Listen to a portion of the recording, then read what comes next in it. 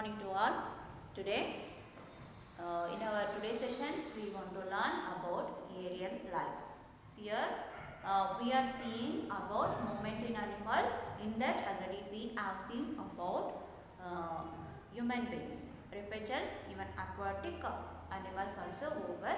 So today in our today's sessions, we want to learn about the aerial life. It means about birds we want to learn. Even the movement of birds. Even birds need some basic requirement. For that compulsory we want to move from one to place. So the body structure of the birds also we want to learn, because body structure is very important for movement. Yes. So even the structure of birds is completely different from other animals. So we want to learn about the body structure of birds also. Yes, children. See here, aerial life. Birds called are aerial animals.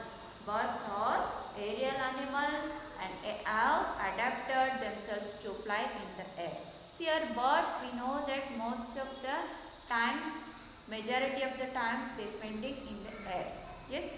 So how it happens? Because they have suitable body structure. It means they have streamlined body. Here I have written some important body structure of birds. Streamlined bodies. Okay, light and collarbones, air sacs attached to lungs, and four limbs modified into wings. Bodies covered with feathers. So these are the features are very important for birds to fly. Okay, see here they have streamlined bodies, light and hollow bones or air sacs attached to lungs. Four limbs modified into wings. Finally, they have feather on their body. So these are the very important important features of birds. Yes, children.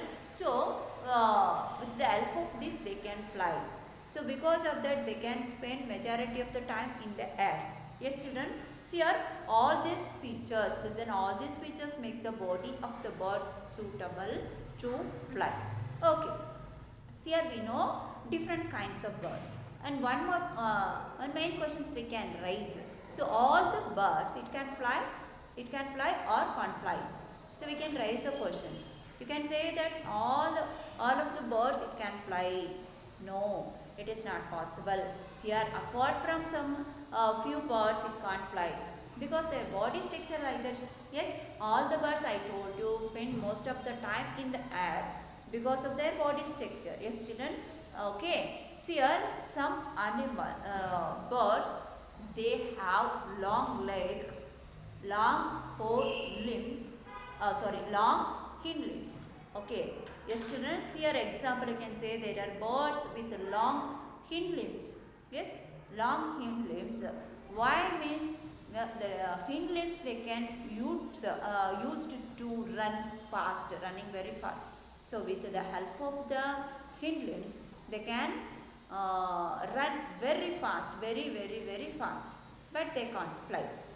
Such as ostrich, emu. So like that bird, so they can't fly because they don't have the suitable muscles to fly.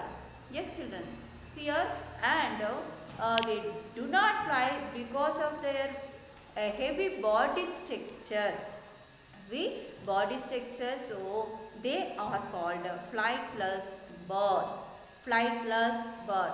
Why? Because means they can't fly.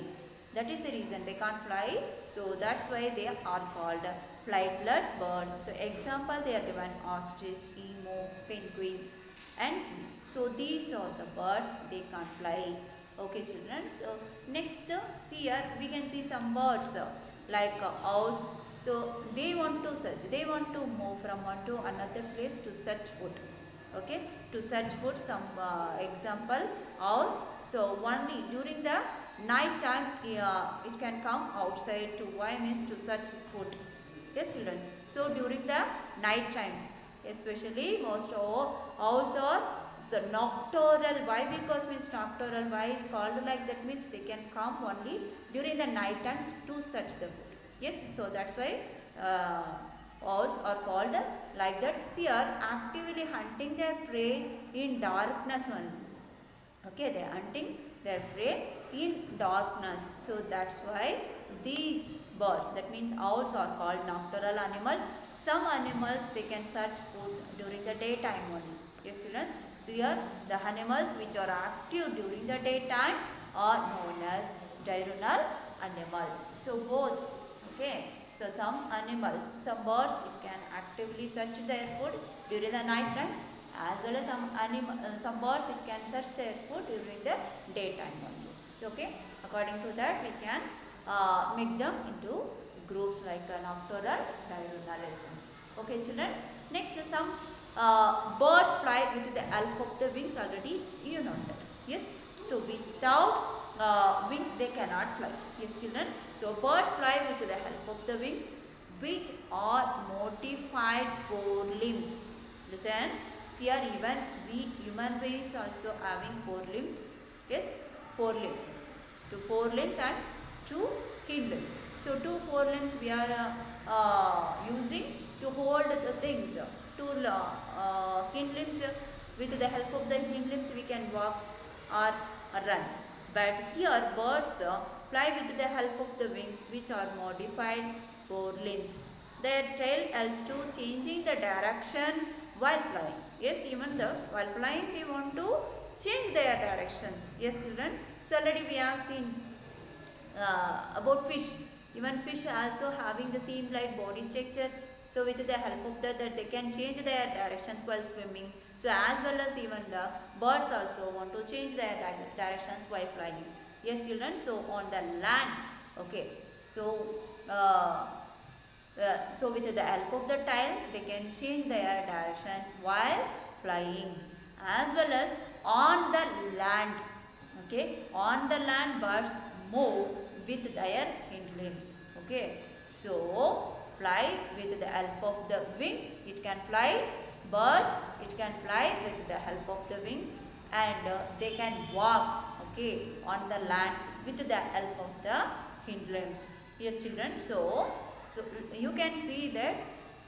Okay, based on their body structure, the movement of animals. That means even the movement of birds also is going to be happen. Yes, children. Okay, children. Thank you. Bye, children.